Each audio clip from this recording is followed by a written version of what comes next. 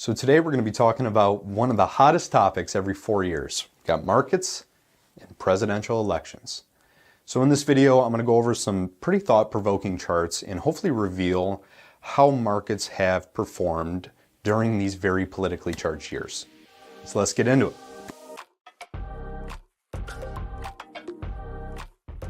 So you might be surprised to learn that 2024 this year has been the third best start to a presidential election year for US stocks. If you take a look at the chart here, only 1936 and 1928 saw better returns in their first 8 months. In fact, we've seen a 19.5% return so far in 2024. And historically, a strong start like this often means a solid finish. So while it's tempting to worry about all this election year drama, history suggests that the momentum might just keep rolling.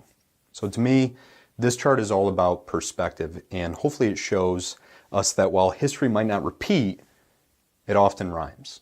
So I want to shift gears here a little bit and zoom out and take a look at the long haul. So this chart takes us all the way back to 1926 and shows us the growth of a $1,000 investment in the stock market over time, irrespective of which political party held the presidency. So that $1,000 would have climbed to a staggering $17.4 million by August 24. So you'll see two lines, one for the Democratic administrations and then another for the Republican ones. But the key takeaway is that the upward trend is consistent. So what we're really seeing is the power of staying invested over time, regardless of who's in charge. Now I want to talk a little bit about keeping politics out of your portfolio. This chart here highlights how $100,000 would have grown if you had stayed invested over the last 10 years versus investing only when a particular party was in power.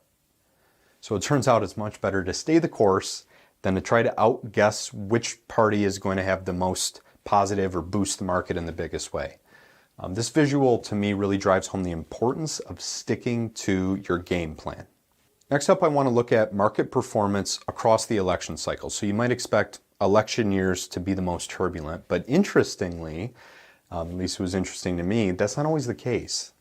The chart here compares average annual returns for different types of years. We got presidential, midterm, and then the off years. So you'll notice that election years hold their own pretty well. So while politics surely are going to stir some emotions, historically, it hasn't really rocked the market as much as you might think. Now here's something that might surprise you. US stocks have actually lost money less often during election years. Since 1928, only about 16% of presidential election years have ended in negative territory.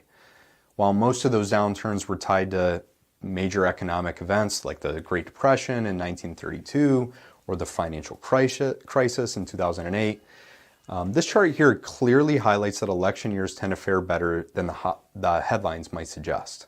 Election years can often feel sluggish in the beginning, but then they tend to ramp up in the latter half of the year. So here we're looking at average quarterly returns with a focus on how election years compare to non-election years. As the chart shows, the second half of the year, especially the fourth quarter, often sees a surge. So, if you're feeling jittery now, I would tell you to hang tight. History tells us that election years tend to end on a high note, as illustrated by the upward trend that you see here in these final bars. So let's talk about market volatility and how wild the stock market really is during election years. This chart, to me, answers that question by tracking the number of days with market swings of 2% or more, right? Big up days, big down days. What you'll notice is that most election years don't have extreme volatility except during major recessions. So here are the spikes like 2008, 2020 with COVID. Those are the exceptions. This visual to me paints a picture that for the most part, election years are relatively stable compared to what we might expect. So overall, what's the big takeaway here? Markets have a history of resilience during election years. And while volatility is definitely part of the game, it's rarely tied solely to who wins.